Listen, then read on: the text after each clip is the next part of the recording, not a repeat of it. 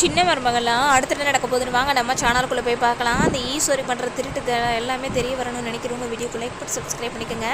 நம்மளோட ஐஸ்வர்யாவுக்கு நகை வாங்குறேன் அப்படின்னு சொல்லிட்டு நம்மளோட சித்ராவும் ஈஸ்வரியும் போய் அவங்க எல்லாருக்கும் தேவையான நகையெல்லாம் வாங்கிக்கிறாங்க. இதுக்கடையில் நம்மளோட சேதுவோட காசை எப்படி தான் சுருட்டலாம் சொத்தலாம் அப்படின்னு யோசிச்சு நம்மளோட இப்படி தான் ஒவ்வொரு விஷயமா பண்ணி நம்ம சேது கூட சொத்தும் எல்லாத்தையுமே நம்ம ஆட்டையை போடணும் அப்படின்னு பிளானை போட்டு வச்சுருக்காங்க. இன்னொரு பக்கத்தில் ஐஸ்வர்யா இதெல்லாம் தெரியாமல் இவங்க சொன்னதெல்லாம் கேட்டு ஆடிட்டு இருக்காங்க. இன்னொரு பக்கத்தில் பார்த்தா கூடிய சீக்கிரம் ஐஸ்வர்யா நம்மளோட சேதுவை டைவர்ஸ் பண்ணிடுவோமோ அப்படின்னு யோசிச்சு பார்க்குறாங்க. ஏன்னா சேது எப்போ பார்த்தாலும் அந்த குழந்தைய வச்சுட்டே இருக்காரு. நம்மளை கல்யாணம் பண்ண நாளில் இருந்து அந்த குழந்தை கூட பேச அந்த குழந்தைக்கு அழுதா பால் ஊட்ட இப்படி இருக்காரு. நம்மளை கண்டுக்கவே மாட்டுறாரு. அதனால் எதுக்கு நம்ம இருக்கணும் அப்படின்ற மாதிரி யோசிக்கிறாங்க ஐஸ்வர்யா.